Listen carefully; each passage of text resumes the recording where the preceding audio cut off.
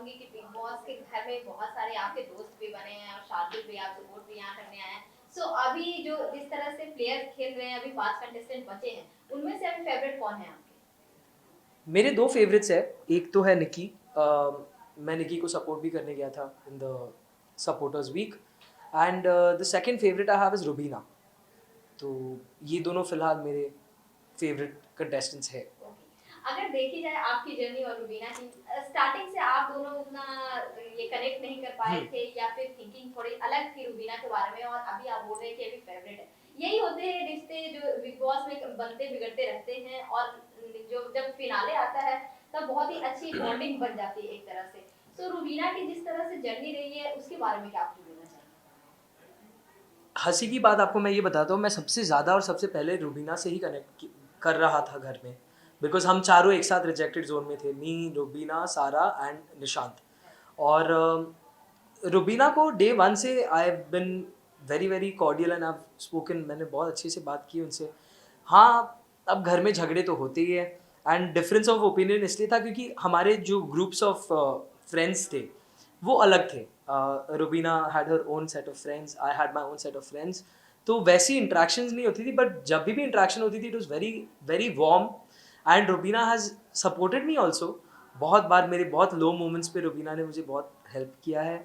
और गेम के चलते एक ही जगह पर आप जब उन्हीं लोगों के साथ पूरे टाइम रहते हैं, सो आप कितना ही और झगड़ा और कितना नेगेटिविटी अपने अंदर पाल के रखेंगे। आप there is a point where you need to let those things go.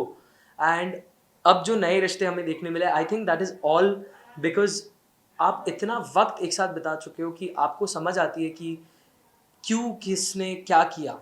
You get to know that अच्छा इसने ये किया, इसके पीछे ये कारण होगा। Because it's a game and रहना आपको उन्हीं के साथ है। तो अभी वो जर्नी खत्म होने पर आ रही है, तो आई थिंक गिले शिकवे दूर करके आगे बढ़ना is something that every contestant is doing. And ये हमें घर के अंदर भी देखने को मिल रहा है, which is a beautiful thing. Rubina and Rahul की जो बातें, they had such a beautiful moment where Rahul sang for Rubina.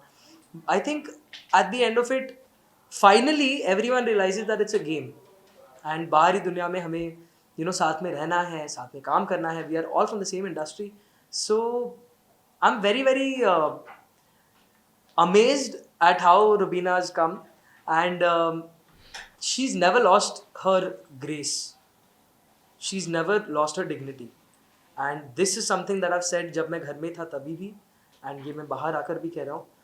और एक और चीज़ है जो मैंने घर में भी कही थी, मैंने रुबीना को भी कही थी, बहुत इरिटेटिंग है रुबीना, बहुत इरिटेटिंग है।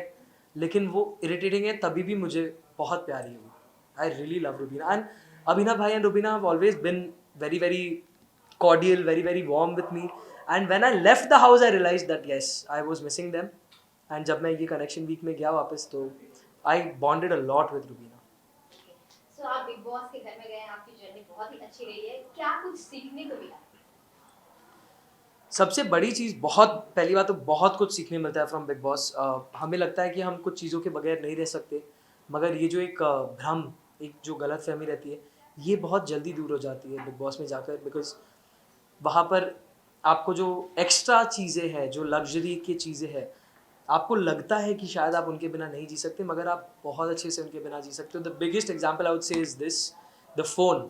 हमको लगता है हम फ़ोन के बिना नहीं जी सकते, and it's not possible. But when I was in the house, honestly एक बार भी मैंने अपने फ़ोन के बारे में सोचा भी नहीं। So it goes to show that you need very very minimal things to live. हम अपने आप को इलाबोरेट करके उन चीज़ों को आदत बनाकर आगे बढ़ते। बट बिग बॉस में चीज़ों की कीमत बहुत ज़्यादा पता चली। फैमिली की वैल्यूज़, एक जाने पहचाने चेहरे की कीमत क्या होती है, उसको देखने के लिए जब आदमी तरस जाता है कि यार कोई तो नोन जिससे मैं बैठकर, वो सारी चीज़ों की कीमत बहुत ज़्यादा पता चलती है। दोस्तों की कीमत, फैमिली की कीमत, हर वो चीज़ जो आपने ग्रांटेड ली है उसकी कीमत, आपके घर के डोमेस्टिक हेल्प की कीमत, क्योंकि हमने वहाँ पर झाड़ू पोछा everything, we done it all.